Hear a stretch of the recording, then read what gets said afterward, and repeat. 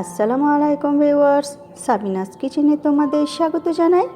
এই ঝিঙে বাদামের রেসিপিটি যদি ভাতের সাথে থাকে তাহলে আর কিছুই লাগে না। আশা করছি তোমাদের খুবই ভালো লাগবে। Aha. Yes.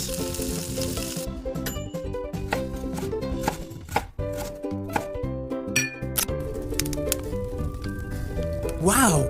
কড়াইতে আমি মিডিয়াম আঁচ করে অল্প করে তেল দিয়ে ঝিঙেগুলো আমি ভেজে নেব।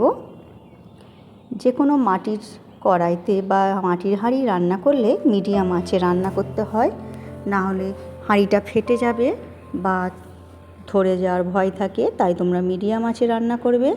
ঝিঙে ভাজা হয়ে গেলে আমি তুলে নিচ্ছি। এরপর ওই কড়াইতে আবার আমি কিছুটা তেল দিয়ে শুকনো লঙ্কা, কালো জিরে ফোড়ন দিয়ে দিচ্ছি। সব কিছু লাল হয়ে গেলে 1 চামচ আদা থেঁতো করে দিয়ে দিচ্ছি।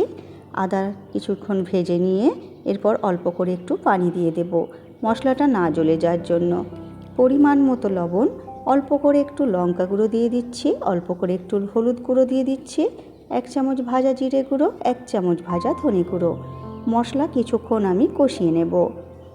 মশলা ভালো করে কষানো হয়ে গেলে এরপর ভাজা ঝিঙেগুলো এর মধ্যে দিয়ে দিচ্ছি, দিয়ে আবার আমি কিছুক্ষণ কষিয়ে নেব। কষাতে কষাতে এর মধ্যে আমি বাদামের পেস্ট দিয়ে দিচ্ছি। তোমরা এখানে যে কোনো বাদাম ব্যবহার করতে পারো, আমি এখানে এই বাদামটা ব্যবহার করেছি। এই 1 মুঠো বাদাম আমি পেস্ট করে দিয়ে দিয়েছি, দিয়ে এবারে কষিয়ে নেব। ঝিঙে এমন একটা সবজি সহজে কেউ খেতে চায় না, তোমরা একবার এইভাবে বানিয়ে দেখো, সবাই খুবই পছন্দ করে খাবে।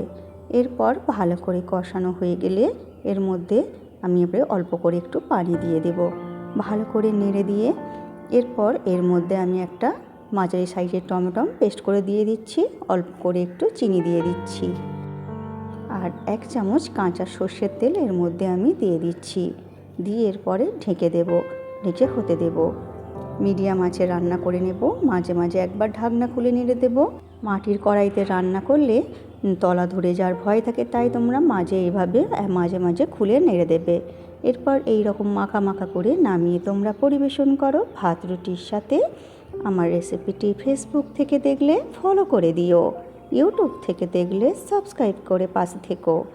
আমার রেসিপিটি শেষ পর্যন্ত দেখার জন্য তোমাদের অনেক অনেক ধন্যবাদ রইল।